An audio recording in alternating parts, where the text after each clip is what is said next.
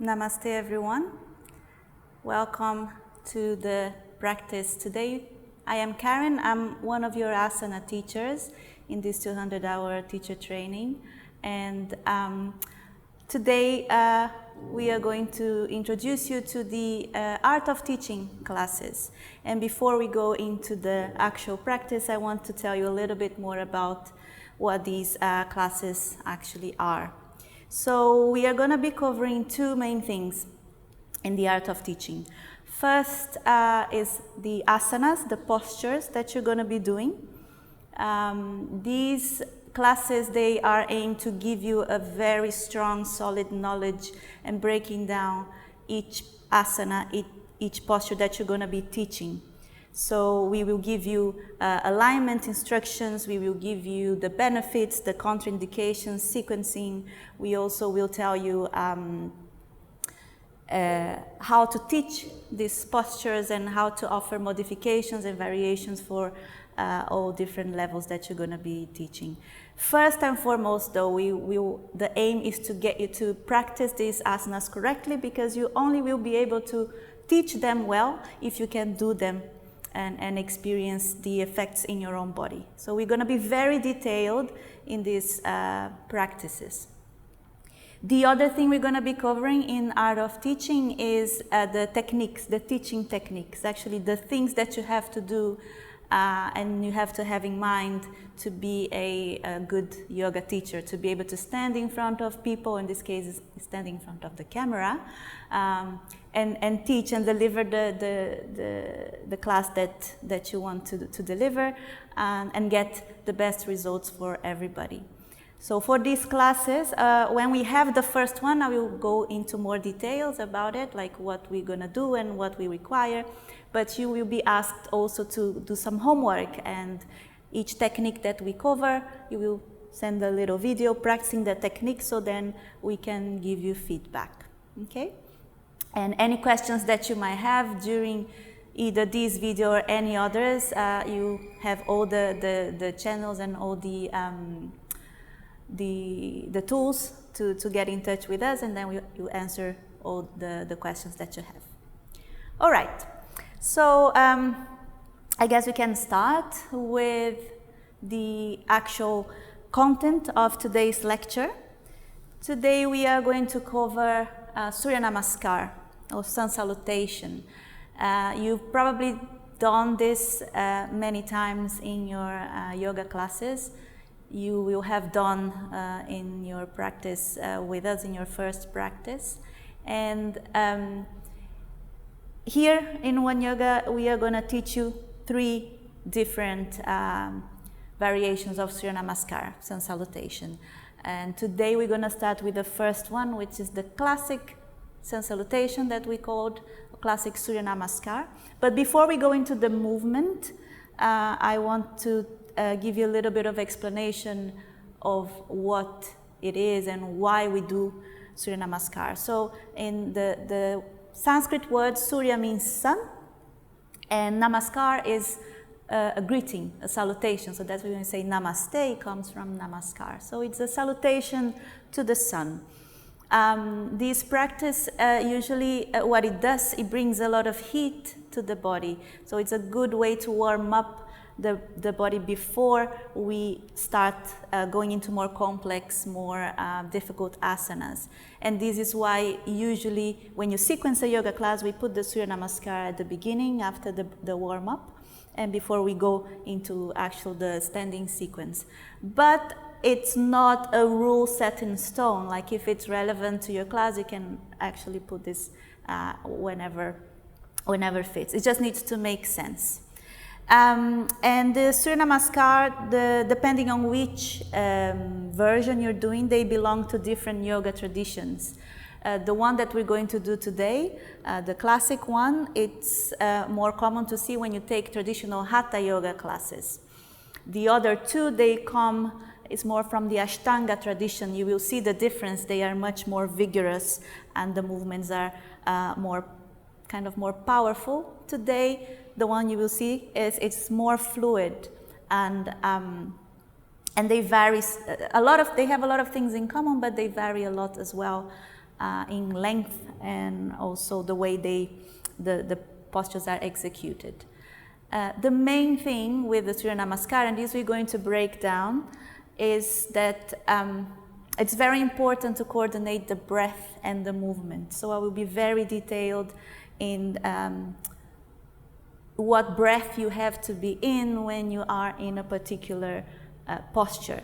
This is actually very important for any kind of practice. Vinyasa practice. Vinyasa means coordinating breath and movement. So in whatever practice we are doing in yoga, this is very important. But in Surya Namaskar is when we start working with the basics, and it's very easy to notice when we are out of sync, when the breath is out of sync with the movement. So this is also what we're going to be practicing today. Yeah, I will give you the names of the postures, the Sanskrit name whenever possible, and the English names. Don't worry too much about this, about writing it down right now, because we are going to give you the list of these asanas after. It's going to be available for you to access and study. Okay? All right. So I think we can start moving now. So the first thing with Surya Namaskar is whenever you were doing before, you call the students to start a Sun Salutation, is to call the students to be at the top of the mat. Yeah?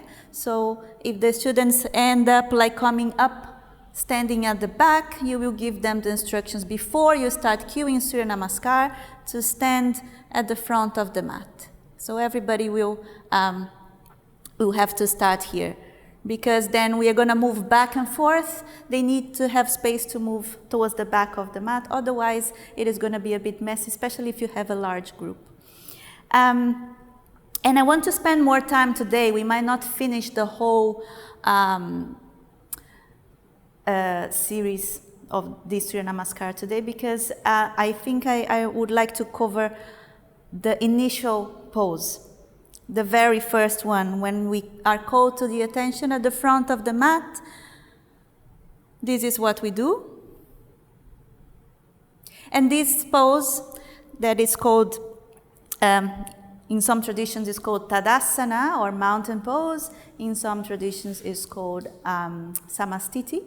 This is the very basis of the standing postures, and a lot of the alignment instructions that you receive in this posture is the same alignment that you will be receiving when you are doing more complex ones. So this is a kind of a way to prepare the body, for the body to be used to do a type of movement, or for the muscle to be able to engage in a certain way that you're going to be using when you are doing a more difficult asana. So we start, this is our foundation, yeah?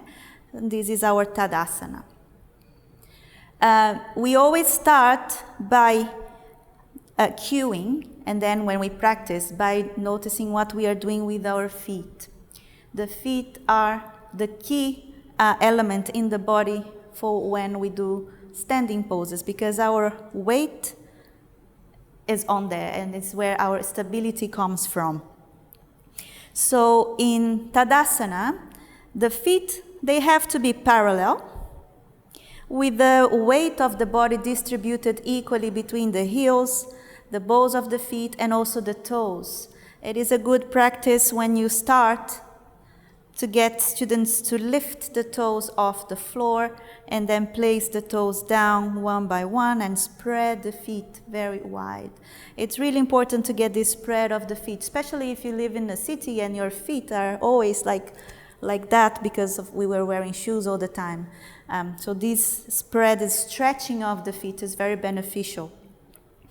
And once you have the weight distributed, then we make sure that the feet are in a parallel position, so the hips are square. We don't have the hips rotating either out or in. They are facing front.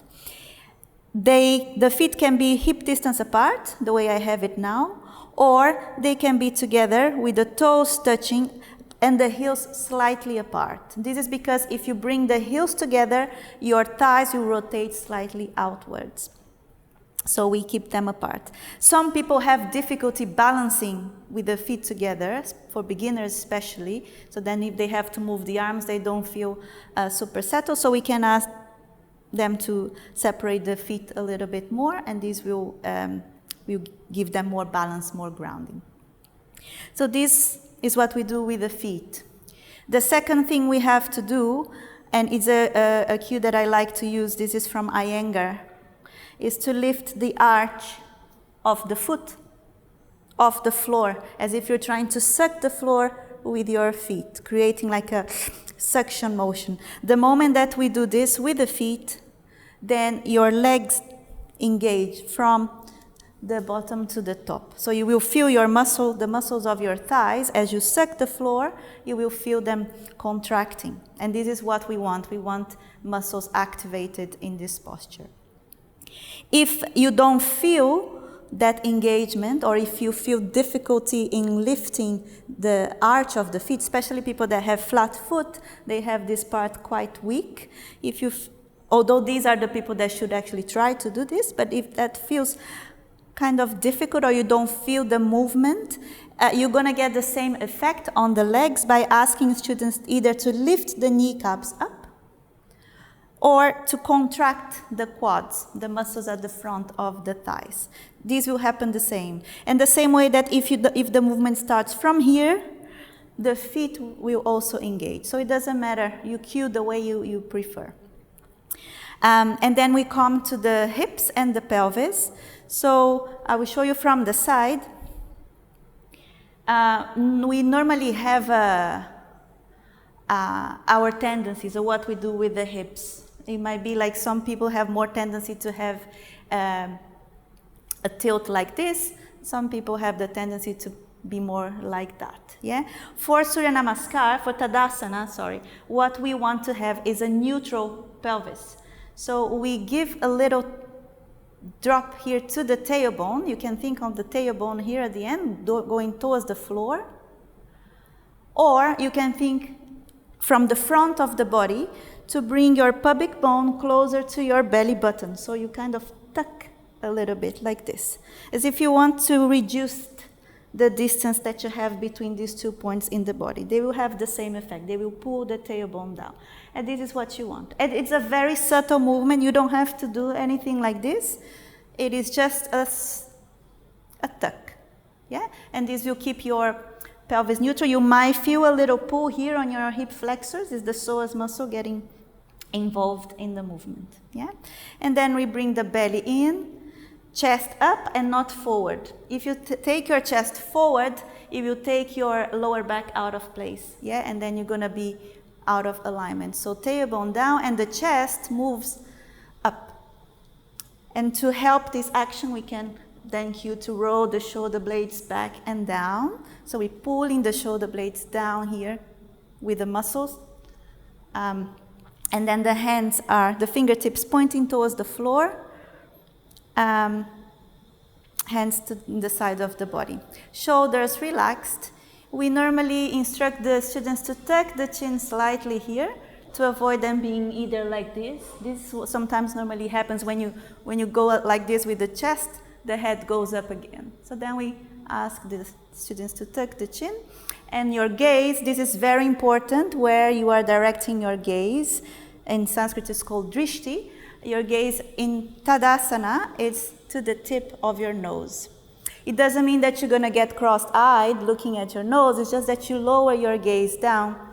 And this action, bringing the gaze down, will bring you inwards. Your attention goes inside instead of looking at different places in the room. So this is where we begin. This is the Tadasana. And it's very nice before starting the Sun Salutation that you give a detailed cueing in Tadasana so the students can all start together. Yeah? And then you can cue them to breathe here, take some deep breaths, and then we start moving. So as we start moving, before we do the first movement, we bring the hands to the heart. It can be a variation of Tadasana, but it's also called Pranam Asana, which is like a prayer pose. And it's also a way to bring us into this communion, like right and left side coming together in front of the heart, bringing everything into balance. So we start like this. So I'm going to do a full round now on one side, because we need to do the two sides, but I'm going to do a full round on one side.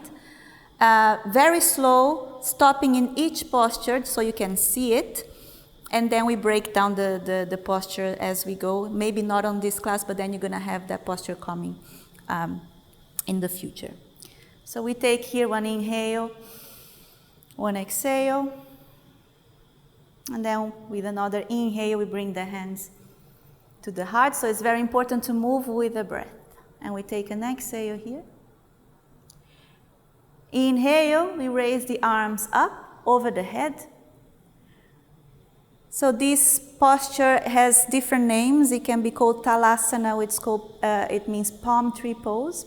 It can be Urdhva Hastasana. Urdhva means upwards, Hasta is hands. So it's moving the hand upwards. You're going to see also different variations on where to place your hands. You can bring the arms up, and the hands can be parallel to each other. They can be facing the front, and usually when they face the front is when we do the variation in this Surya Namaskar, when we go into a little back bend. This is possible.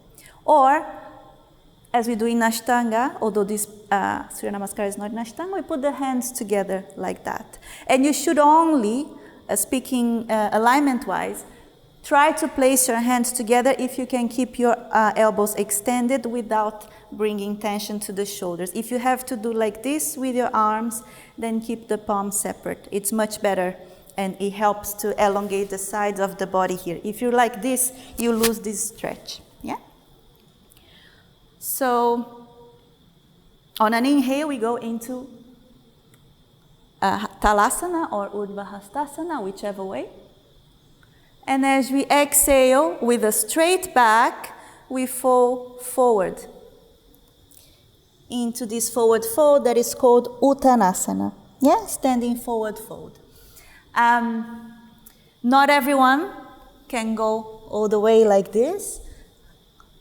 So there are variations that you can give. The main one, I think the easiest one to do and the most effective one is to ask a student or yourself, if that's your case, to bend your knees as you go down so you don't have to round your spine. Because normally if there is tightness, it normally comes from tightness in the hamstring or on the lower back. If you try to bend here and the hamstring is pulling, the tendency is to round the back. And this can be quite bad for your spine. So you are going to be doing the opposite. We're going to remain with the spine straight. Maybe it's better if I show it like more to the side. So instead of going like this, if this is what's happening, then we request the student to then bend the knees and come down with a straight back. Yeah? And they can really bend the knees as much as possible. If the hands don't touch the floor, then you can have blocks, and they can hold blocks on each side. If the movement, the mobility is there, then on an exhale, we go all the way down, using the legs, so avoiding going back here. So this is for the flexible people, the tendency, because then is the opposite. They have a lot of flexibility on the hamstrings. They will not, instead of using the muscles, they will just stick the bum back to be able to go down with a straight spine. And in this case, you can see that my legs here, my hips are not aligned with my ankles. Yeah, I have to distribute the weight on the feet to make sure that I come down with my legs aligned. So I will go inhale, exhale, here. Yeah, this is Uttanasana. Now the next movement, always for this, for one yoga, for the purpose of this course, you're going to start it like this, but you will see teachers doing it differently. But for this course, we always start sending the right leg back first. So on an inhale, we send the right leg back as far back as possible, so we can come into a low lunge here. The hands, they stay on the floor, but you can bring the fingertips to the floor. Because I have short arms, I have to do it like this. If you have longer arms, you might be able to keep the hands completely on the floor, but your chest needs to lift. Yeah, your chest lifts, and you either look straight forward or you look up towards the ceiling. Yeah? And also trying to make sure that there is a good alignment here with your ankle and your knee. With people that don't have much mobility, they will probably end up in something like this, like a very short stance. And if you see this, we can ask them to move the leg back or forward, because usually it goes back. It's just that they are not used to it. But if it's really stiff and they have to stay like this, it's okay. Yeah, they have to build up this opening gradually. We can't force it. So we start here with the inhale, and then on the exhale, placing the hands down firmly and stepping back into downward facing dog. This is the end of the exhale. Then after downward dog, this pose we're going to break down separately because it's very complex. So after you exhale in downward facing dog, you're going to hold your breath out and come to knees, chest, and chin. Yeah? This posture in Sanskrit is called Ashtanga Namaskar. Ashtanga means 8 limbs. Ashto, 8. Anga, limbs. Yeah? And it's 8 limbs because in this asana you have 8 points of contact with the floor. So you have your feet, your knees, your hands, chest, and chin. Yeah? 8. So when we come down here from downward dog, so you exhale downward dog, hold the breath out, knees, chest, chin. When you come down here, it's important not to bring the elbows to the side. The elbows, they have to bend back, because otherwise we are closing the joint here on the shoulder. And after we will explain you why this is important. So we bend forward, keeping the hip up. We touch the chest and the chin. Yeah. And then when we exhale, we slide the chest forward, place the top of the feet on the floor, shoulders move away from the ears, and we look up. This is Bhujangasana. This is what we normally call baby Cobra, because the full asana, you lift up here, but this can be quite strong on the lower back. So it is enough, more than enough actually, to just take the chest off the floor, yeah, and looking up. This is gonna be done on an inhale, and it's actually the most obvious posture that you coordinate with the breath, because if you have to exhale moving up, the movement is very unnatural. So when you are teaching or when you're practicing, especially when you're teaching without demonstrating, if you end up on an exhale in Bhujangasana, you know that you messed up the breath. But then it's very easy, you just hold one breath there, tell them to inhale, to move, to continue the movement, yeah? So inhale here, and then on the exhale, we tuck the toes, and we go back to downward facing dog. And now you have to come back up, so we just move, kind of repeating the same movements, but the other way. So as we inhale the right leg, so remember the right leg went back, now the right leg comes forward. In between the hands, knee on the floor, looking up. And on the exhale, the left leg steps forward, and we come into a forward fold. Again here, if the knees need to be bent, if they need to use blocks, they will have it here. And then inhale, come all the way up, back into Tadasana or Urdhva whichever way you do it. Exhale, hands back to the heart, back into Tadasana. This is half round, because now to make the full Surya Namaskar, we have to start with the left leg. Yeah? So I'm going to do this again with the left leg. I will do it more fluid. I will just cue the way I do it when I'm teaching. When we do one breath and one movement, and then you will see the way that I speak, we always cue the breath first. Yeah? Which breath that they have to be to start moving. And then we cue the posture and the movement. So I'm going to do this on the other side. So take an inhale. You can close your eyes if you want. Exhale deeply. Inhale, hands to the heart. Exhale fully. Inhale, arms up, look up. Exhale, fall forward, straight legs into Uttanasana. Inhale, step back with the left leg, knee on the floor, chest up, look forward or up. Exhale, go into downward facing dog. Hold the exhale, come into knees, chest and chin. Inhale, slide forward for Bhujangasana or baby Cobra. Exhale, tuck the toes and back into downward facing dog. Inhale, left leg comes forward, knee on the floor, open the chest. Exhale, right leg comes forward, fall forward. Inhale, come all the way up. Exhale, hands to the heart. Then you can pause here a little bit. Now you can bring the hands back down into Tadasana. Yes? Okay. So this is the full round of the Surya Namaskar classical. We're going to repeat that in a few minutes because I want you to practice with me, to do it with me. I'm going to cue. But now we're going to talk about the breath. Yeah?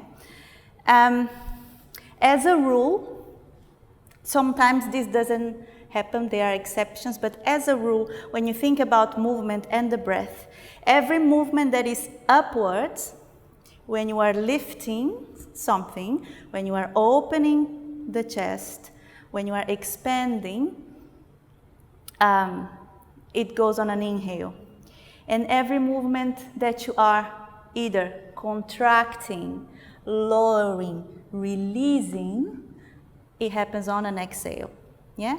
So it's quite obvious when we are moving where the breath should be, depending on what movement you are doing. And in the Sun Salutations, if you notice, we have a lot of movements that are back and forth. And we do a forward bend and a back bend, a forward bend and a back bend.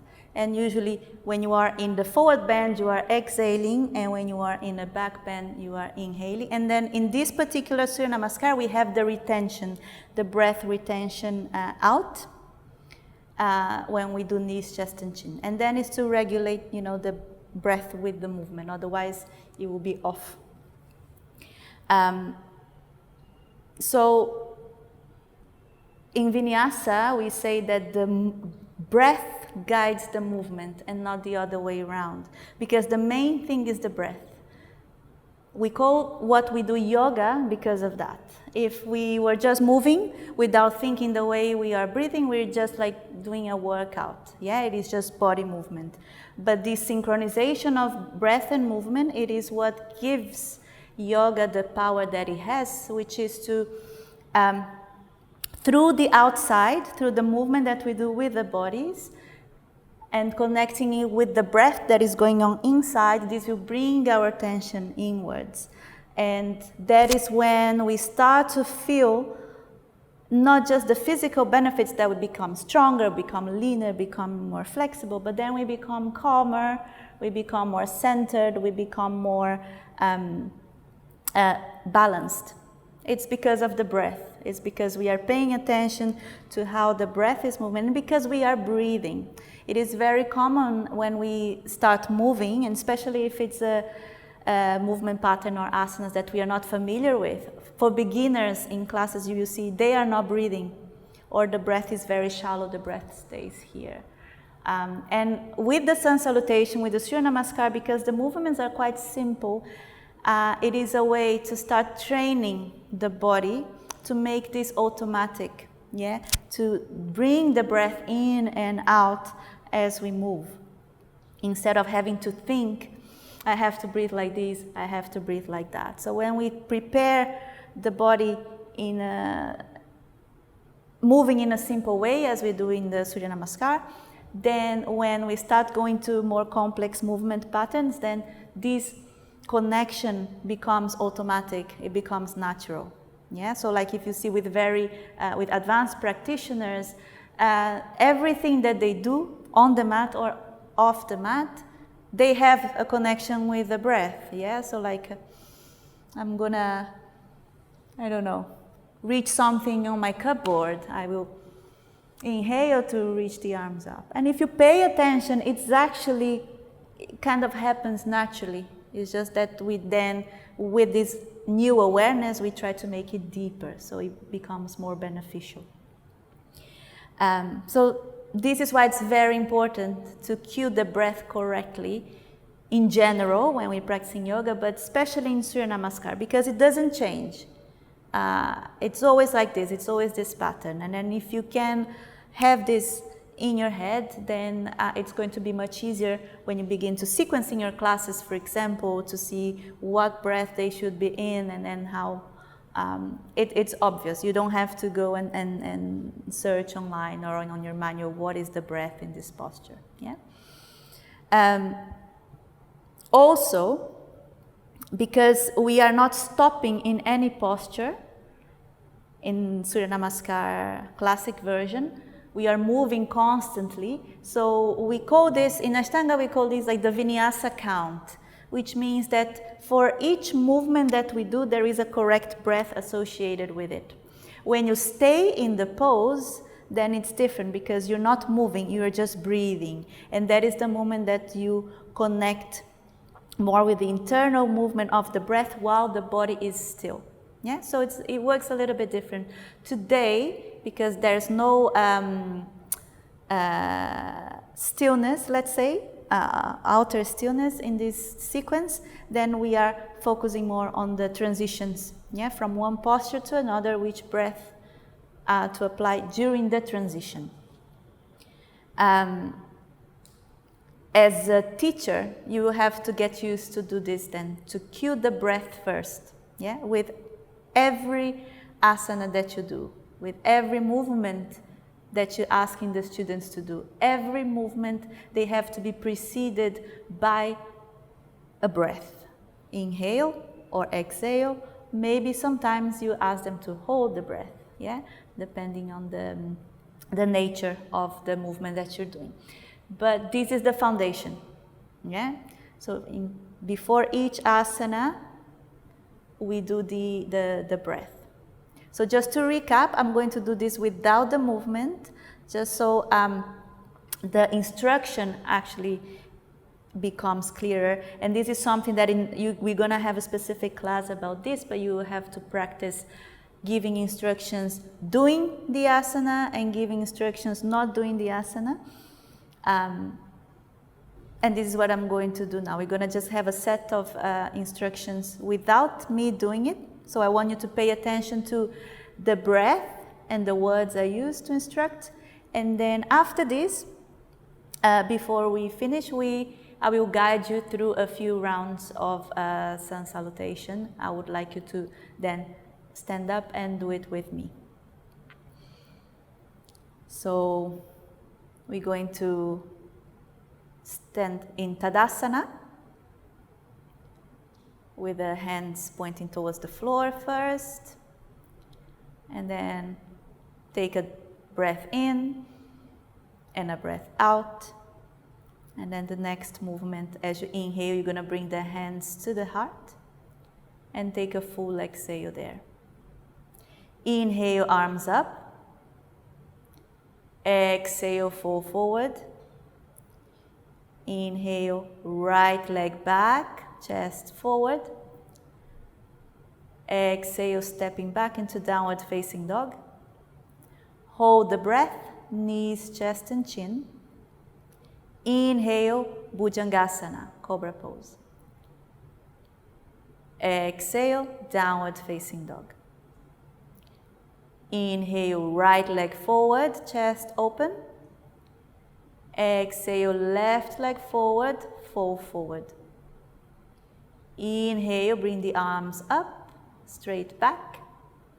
Exhale, hands back to the chest. And then you can start the second round. Yeah? So maybe you can have a little practice doing like this without having to do, once you understand, because we're going to practice now, but then once you understand the movement, then you will try to practice not doing the movement. Yeah, you can write it down after I send the notes to you. You can then study them, read them out loud, and then close your notebook and try to cue like that, to memorize. Yeah, sometimes in the beginning we have to do it like we did at school, like read and memorize until when it comes to your body, when you embody that knowledge, when you have it in you, then you don't need notes, you don't need to remember from the heart because it's from the head because it's in the body. So it's going to be very natural for you to say, to give instructions. And this is why it's very important that you practice. Yeah, there's no good teacher without practicing. So that's the first and foremost. Before you start thinking about teaching something, practice. Have it in your body. Have it automatic almost. And then it's when you know you are ready to start teaching it. If you're still not sure, practice a little bit more. Okay? So what we are going to do now, I will guide you through a couple of rounds of Surya Namaskar, Sun Salutation, I'm going to be doing with you. So any movement that you're not sure, you can just look at the video and follow me. And then the last few minutes that we have in the class, I will give you a little bit more detail on a couple of postures, alignment-wise. Yeah, because we have time for this. All right. So stand up. Come to the front of the mat. And find your Tadasana. The feet are parallel, either hip distance apart or with your toes touching, heels slightly apart. Suck the floor with your feet, lifting the arches so you can engage your thighs or simply lift your kneecaps up. Bring your pubic bone closer to your belly button so you can drop the tailbone towards the floor. Lift the chest up. Roll the shoulders back and down, fingertips pointing towards the floor. Chin slightly tucked, gaze towards the tip of the nose. Inhale, bring the hands to the heart. Exhale there. Inhale, arms up, look up. Exhale, fall forward. Inhale, right leg back, knee on the floor, chest forward.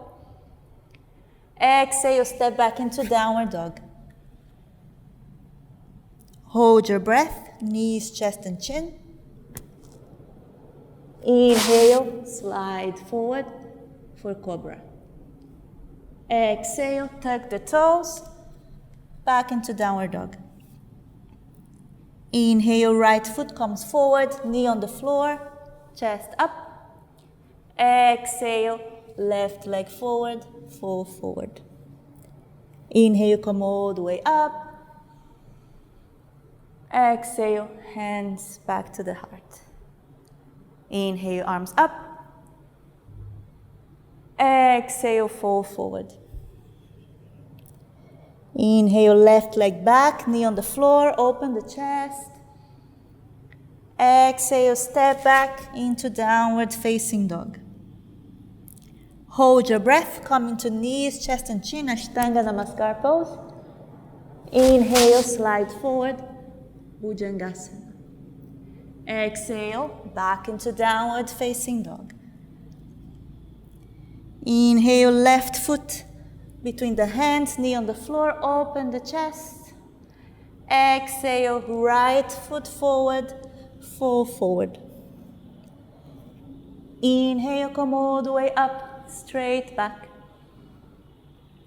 Exhale, hands to the heart. And I want you to try then, after this you pause the video and you do it on your own and see how it goes. See if you remember. Yeah, if you start to remember the sequence, then you will be able to teach this perfectly. So you do it now, you pause the video and try. And then afterwards you let us know how it went. If you had difficulties in something, then we can give you some guidance on what to do. And because we have a little bit of time now, I will break down a little bit more, a couple of postures here, just so you know what it is that we are trying to do with these postures, what we are aiming. And these two postures, they are kind of backbends. Yeah, the one of them is quite obvious that it's a backbend, the other one not so obvious, depending also the way you do it. And also regards to movement. So we're going to talk about the low lunge first. So when we send one leg back, and then also when we move forward in this movement. So this can be considered a little bit of a back bend, yeah, because you're gonna have, although you are down here, there are some variations. You will see some people, when they do Surya Namaskar, instead of being here, they will come with the hands all the way up. This is an acceptable variation, but for one yoga, for your training, you are required, like if you do your exam, just to have the hands down. But this is also a variation. And when we do this, it's much clearer that this is a type of back bend. Yeah? And when we do a back bend, one thing that is happening is this stretch here on the psoas muscle, on the hip flexor. But because we normally have tightness here, what we do, we put the bend on the lower back, on the lumbar spine, which is the more flexible part of the spine, but also it's not so stable and it's quite sensitive. And this is why we get lower back pain after a vigorous yoga practice. It's because we're putting a lot of pressure here to compensate from a lack of strength and lack of flexibility here on the legs. So when we have the legs in this position, ideally, we try to do the same thing with the tailbone or with the belly that we did when we were in Tadasana. Yeah, when we were standing up in Tadasana, that I told you to bring the pubic bone closer to the belly button, to drop the tailbone. The same thing we do when we are in this position here. Yeah, so I kind of tuck here. And then you feel, when you tuck, that your upper body kind of lifts a little bit on its own.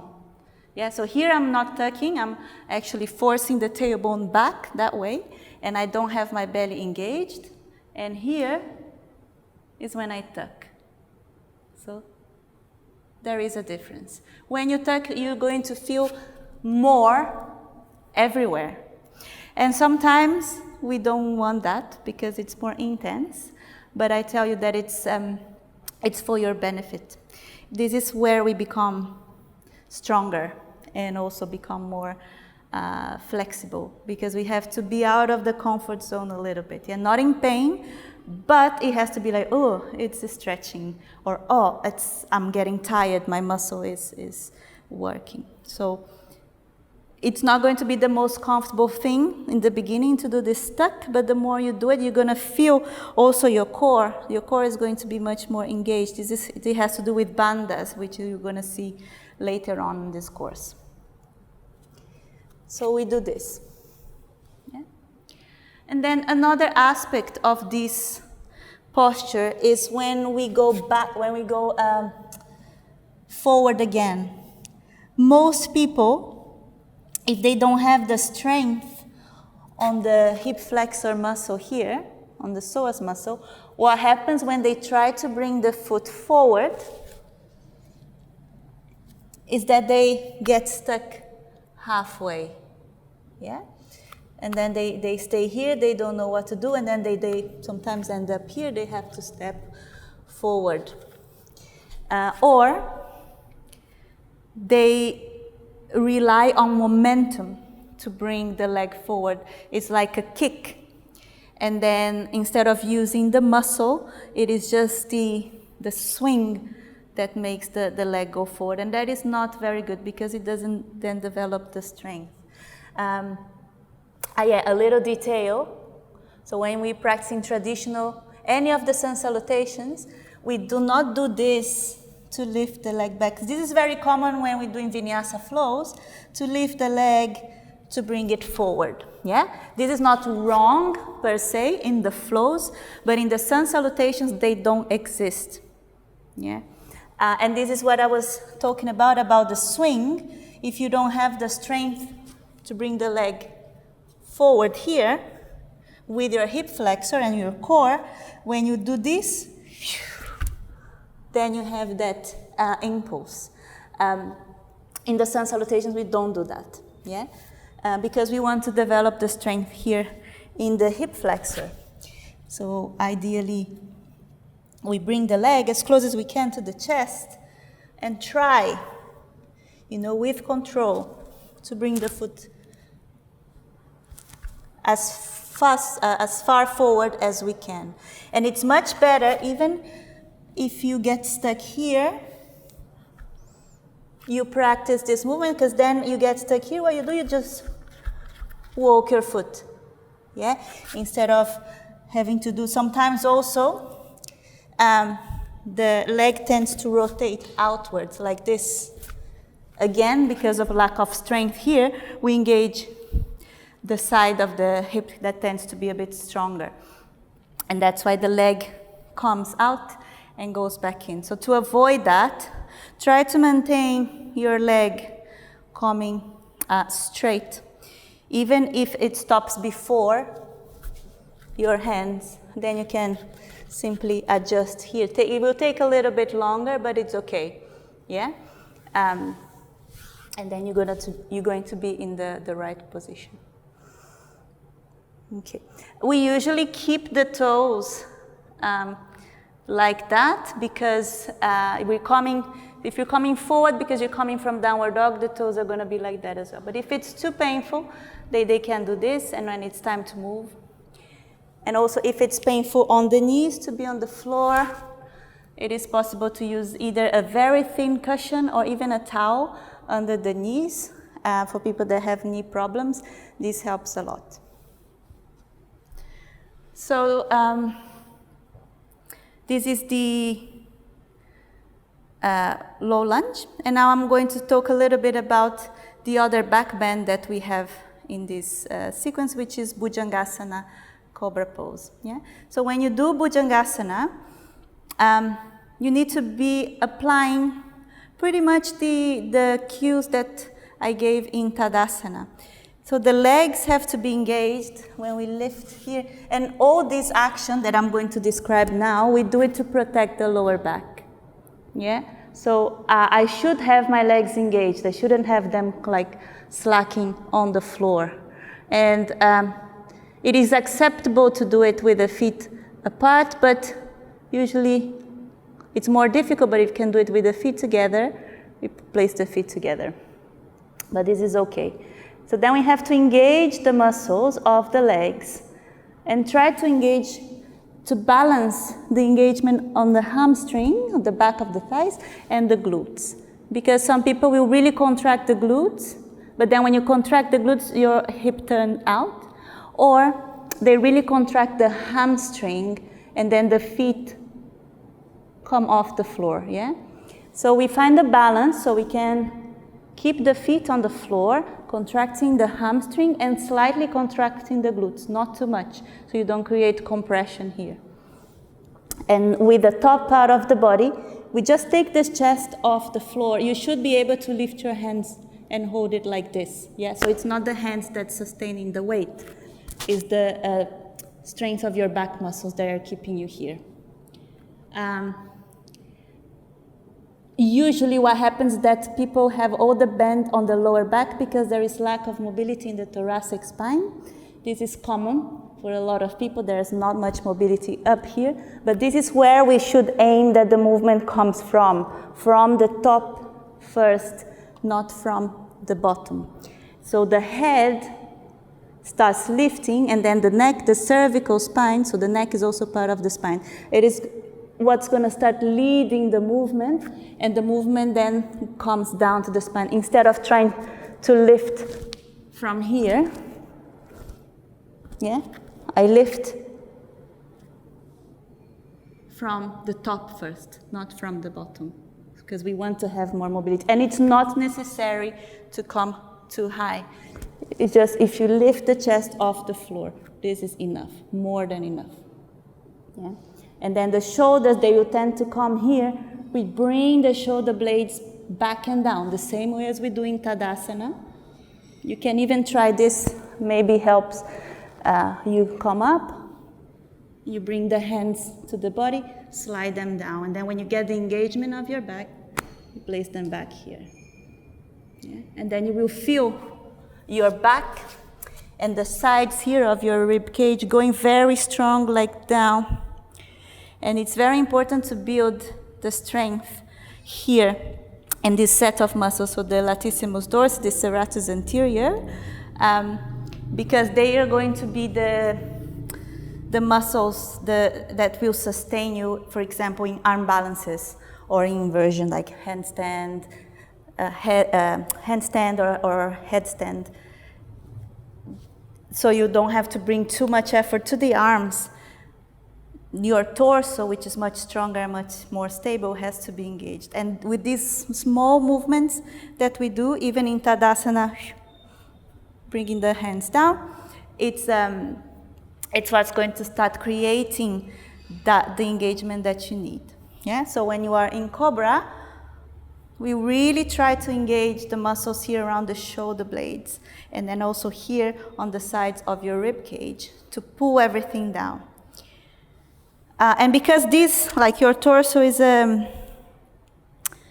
it's like how can I say it? It's an entity. It works all together. When we engage something else we engage. Especially the deep muscles, they are responsible for your stability. So like the psoas, the transverse abdomini.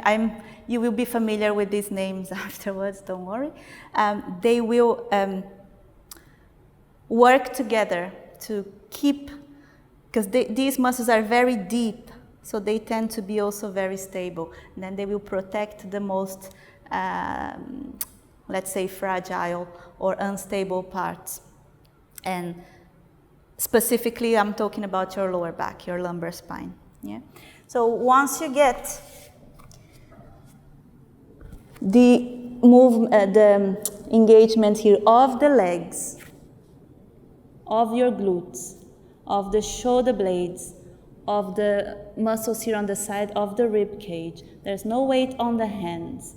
The last thing that you're going to do to complete this pose is to, same cue as in Tadasana, bringing the belly button up, in and up. Or even trying to, if you prefer to focus on the tailbone, we tuck the tailbone, trying to bring the pubic bone closer to the belly button. So these also give us that lift. Yeah. So here I'm not engaging. Okay. So then we lift. Here I am engaging my belly. Yeah. My core. When I engage the core, when I contract the core, I protect and I stretch the muscles on my lower back. I relax this, so there isn't that much compression.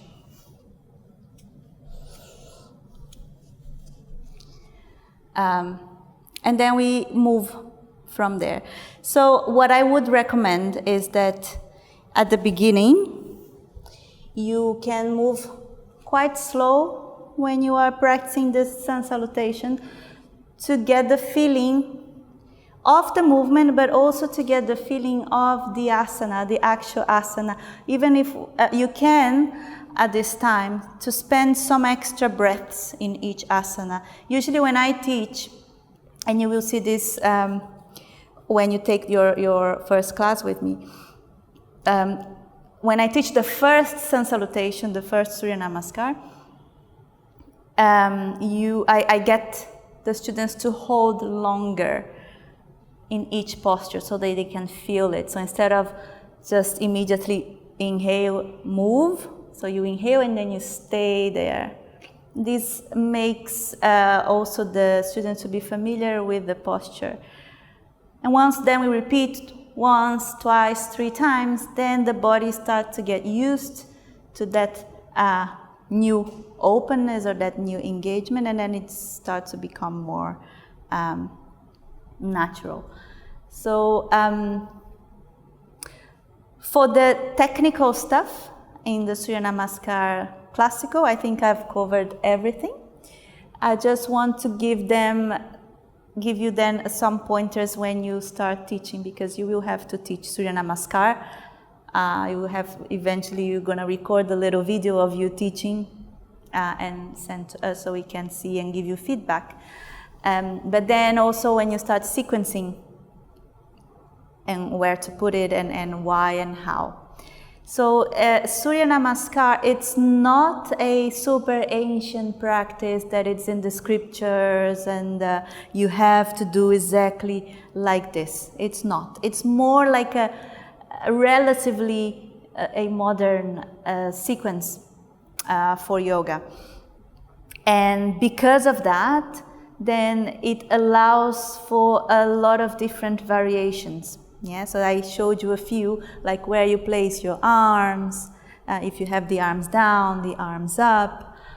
There is another version of the Surya Namaskar classic version that instead of going into downward dog, the first one, you actually go into plank and then go into knees, chest and chin. So you've probably done that before in a class.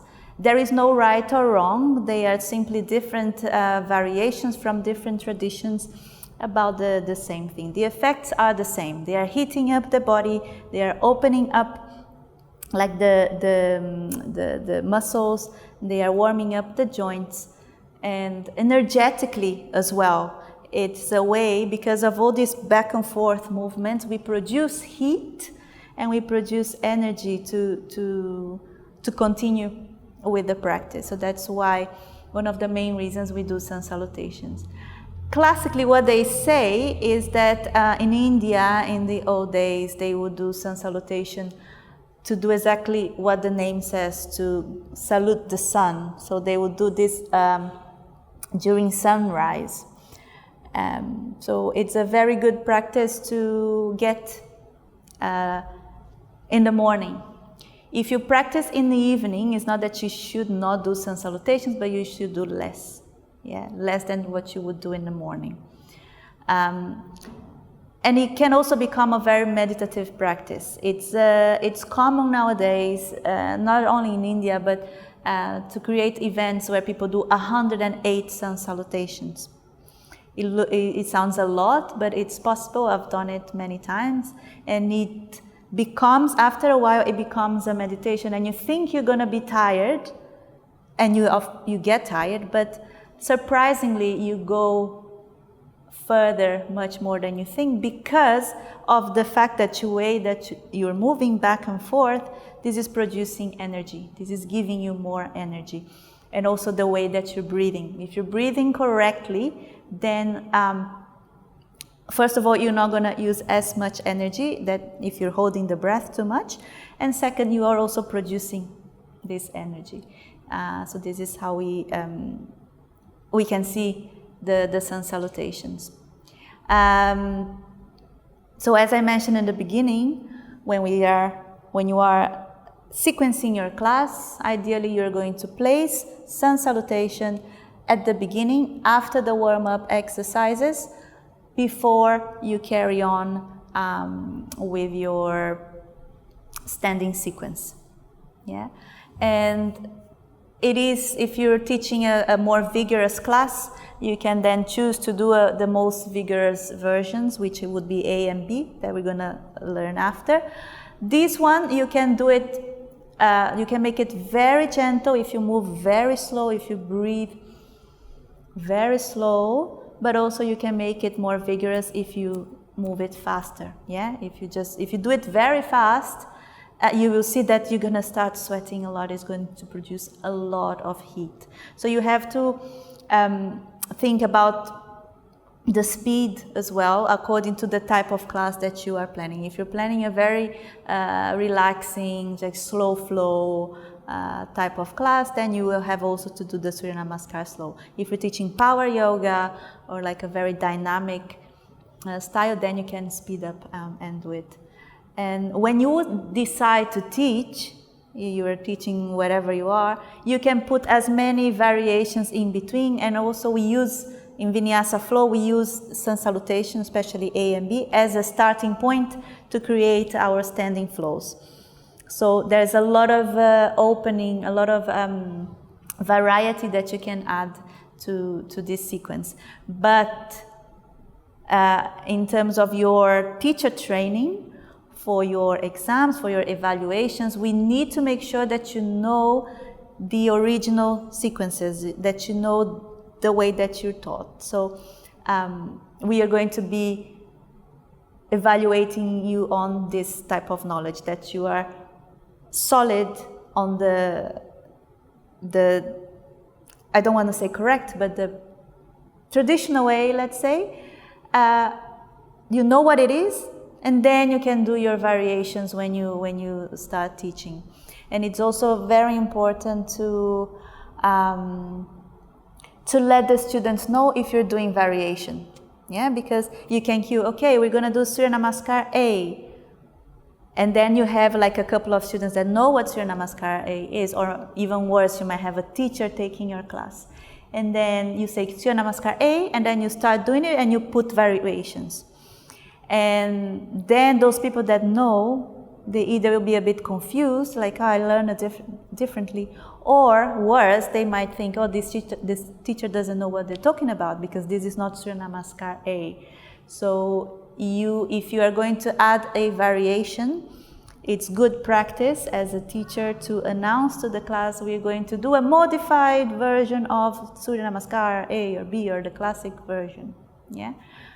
So this is a good practice. We're going to be repeating these things to you over and over and over again. And by listening so many times, it's how you learn. This is how we learn yoga. You know, we repeat the same thing so many times, eventually it gets in the body and it gets in the head. All right, so this is all I have for you today. Hope you managed to get something out of it. If you have any questions or any comments when you try and practice, feel free to send us the questions, and I'll be happy to help you with that. So see you all guys tomorrow. Namaste.